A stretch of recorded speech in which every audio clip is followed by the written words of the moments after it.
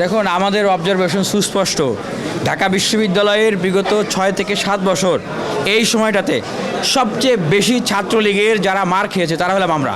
এবং আমি নিজেও ছাত্রলীগের অসংখ্যবার মার খেয়েছি। আমি 8 বার ছাত্রলীগের হামলার শিকার হয়েছি, ছাত্রলীগ আওয়ামী লীগের 4 বার গ্রেপ্তার হয়েছি, 2 বার 6 মাস 7 মাস জেল কেটেছি, সলিটারি কনফাইনমেন্টে আমি জেল কেটেছি। মোদি বিরোধী আন্দোলনের সময় জাতীয় নির্বাচনের আগে ফেসিবাদ বিরোধী ছাত্র ঐক্যের ঘোষণা দিয়েছে।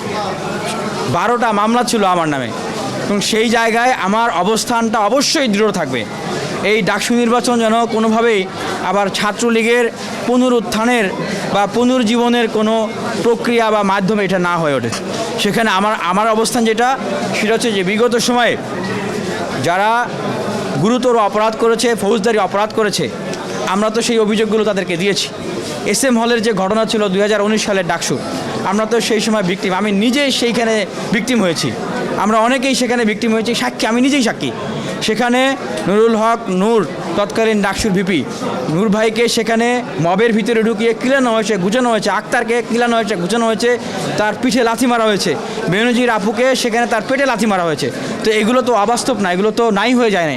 সেই সময় যে আমরা অভিযোগ দিয়েছিলাম, আজকে 6 বছর হয়ে গেছে, বিশ্ববিদ্যালয় প্রশাসন কেন সেই অভিযোগগুলোর বিচার করতে পারলো না?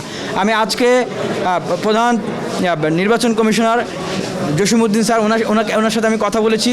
তো উনি বলতেছিলেন যে ওনাদের নামে তো কোনো মামলা নেই, কোনো অভিযোগ নেই।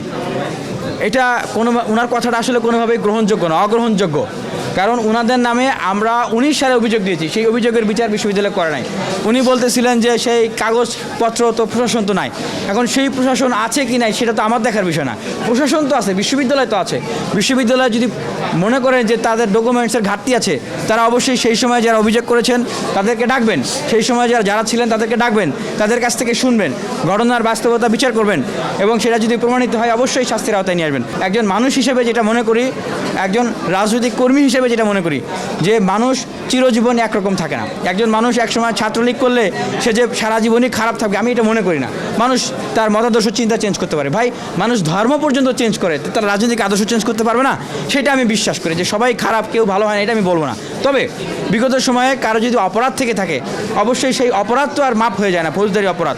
সেক্ষেত্রে আমি ব্যক্তিগতভাবে এটা মনে করি যে যারা এই ধরনের অপরাধ করেছেন তারাও আসলে তাদের এই পানিশমেন্টগুলোকে ওয়েলকাম করবেন, যদি সত্যিকার অর্থেই তারা আসলে ভালো হতে চান বা তারা ভালো হচ্ছেন, এটা তারাও ওয়েলকাম করবেন, যেটা আমি মনে করি।